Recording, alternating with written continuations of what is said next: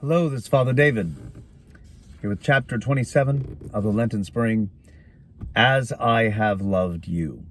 And of course, that title is an abridgment of one of the sayings of Christ as he was getting ready to depart this life. He was there in the upper room with his disciples, and he tells them, "This is my commandment, that you love one another as I have loved you." Of course, this is the final request in the prayer of St. Ephrem, the Lenten prayer of St. Ephrem, where we ask him to give us rather a spirit of chastity, humility, patience, and love. And Father Tom has a beautiful saying at the beginning of this chapter. He takes into account all the things we are asking God for. If chastity is the heart of every virtue, and humility its mother, and patience is its means of attainment, its perfection is certainly love. And this, of course, is something that has been in the Judeo-Christian tradition since the beginning. Father Tom reminds us that this is not a uniquely Christian thing, that Christ, when he tells us to love God and love your neighbor, this comes straight out of Deuteronomy. This comes straight out of the law of Moses. And these are the two greatest commandments, to love God and to love your neighbor. Now, it's very interesting to ask, what is love? There's again, we talked in a couple of videos before. Father Tom wrote this book in 1983. And even then he said, there's a lot of talk these days about love. There are lots of slogans and songs. Love is all you need, the whole thing. With a little explanation, almost everyone would agree that love is all around and love is all you need. Forgot he said that. There it is. And most would somehow connect love with the deity, if there should by chance be one.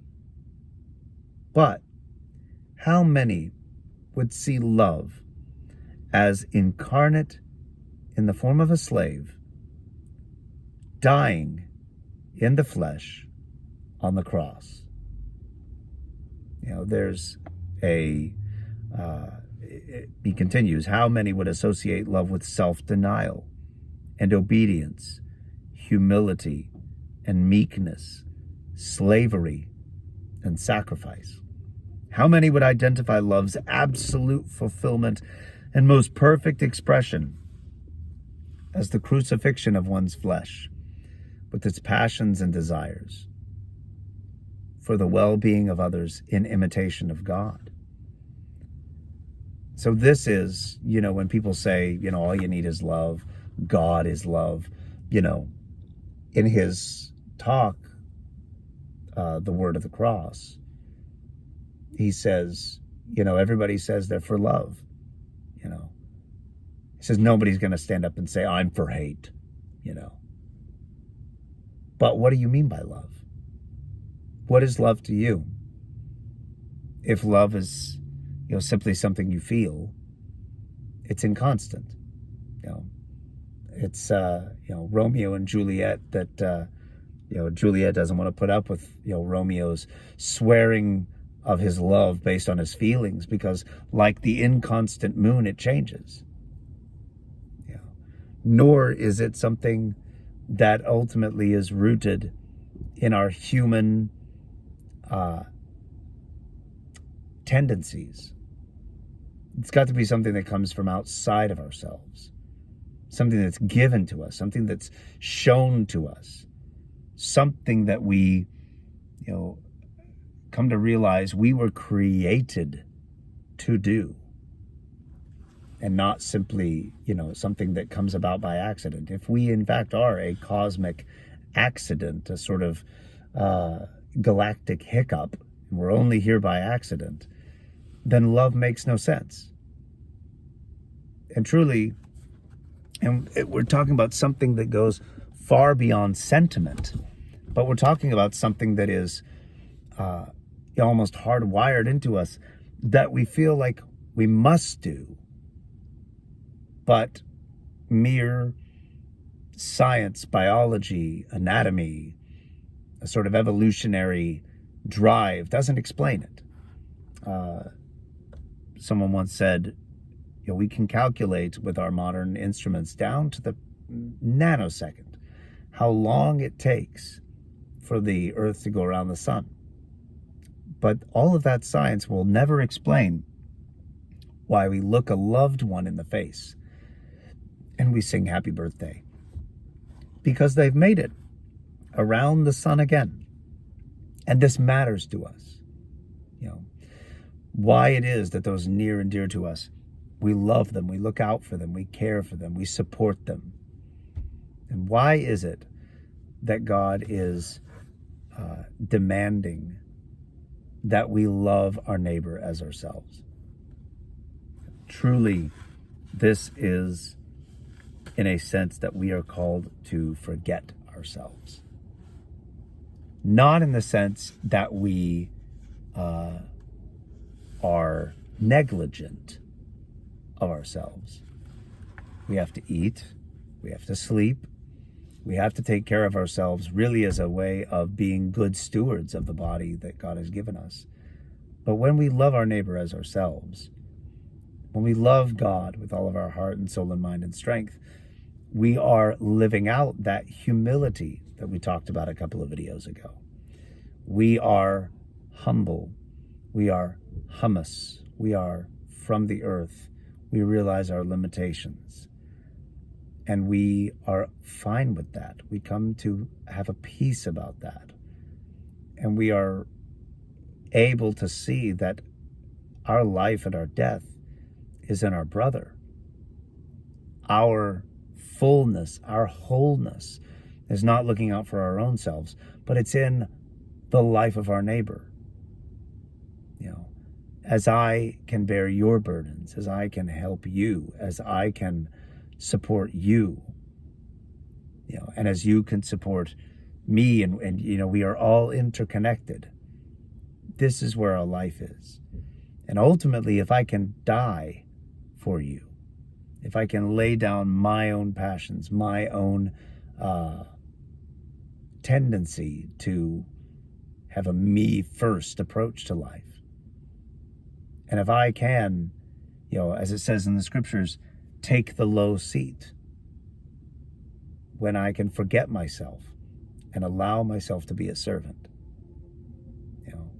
As we said, as Christ said, he who wants to be the greatest among you must be the servant of all. And as Christ washed the feet of his disciples, so we are also called to wash one another's feet, to serve one another, to humbly ask, how may I serve you? All of this is the full expression of the humility that we talked about. And paradoxically, instead of striving for our own notoriety and benefit, it is in providing for the needs of other people that we truly realize what it means to be a created human being. It certainly goes counterintuitive to the evolutionary mandate of self-preservation. But we look at the humanity of our neighbor, and we are willing even to pour out our own lives as Christ gave his life on the cross for the sake of the health and the salvation of our neighbor.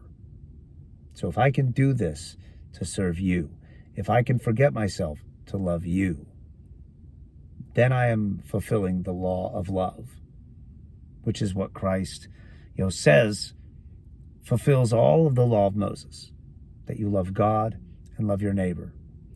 Of course, you can't do one without the other, or shouldn't as a Christian. We think that we can oftentimes we think that we can reduce the Christian church and the effort to love to a simple social program. Something like, Goodwill, or, some sort of social justice program. And many of those things, by the way, do very good work.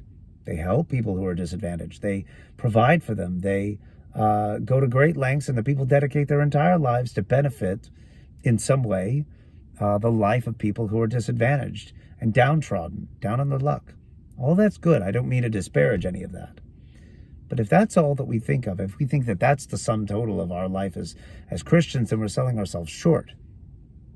Because the fuel that pushes us to love our neighbor has to be gained from regular prayer, regular devotion to God, communion with Him, maintaining that contact with Him, that communication with Him. He needs to be the fuel, the love that we receive from Him, so that we can then give that love to those around us. Likewise, if we are truly going to be lovers of God, we cannot simply spend all of our time in quietism and pietism and just, say our monastic rule of prayer and never encounter people, never engage in the practical aspects of where the rubber meets the road, and we give to people. We can't be bothered to, give to the poor because we have to go, pray all the hours of, the daily cycle of the church, and to pray the Jesus prayer on a rock somewhere for 7 hours every day. It has to be both. We have to, what we receive from our love of God, we then have to give out through our love of our neighbor. They're both intertwined with one another. And if we're only doing one and not the other, we're missing the boat. So may we continue to pray throughout the remaining days of Great Lent this beautiful prayer of St. Ephrem, so that we would rid ourselves of the spirit of sloth, despair, lust of power, and idle talk, and ask rather for the spirit of chastity, humility, patience, and love, so that we would glorify our God. So may God bless you. Lord willing, we'll talk to you in the next video. Bye-bye.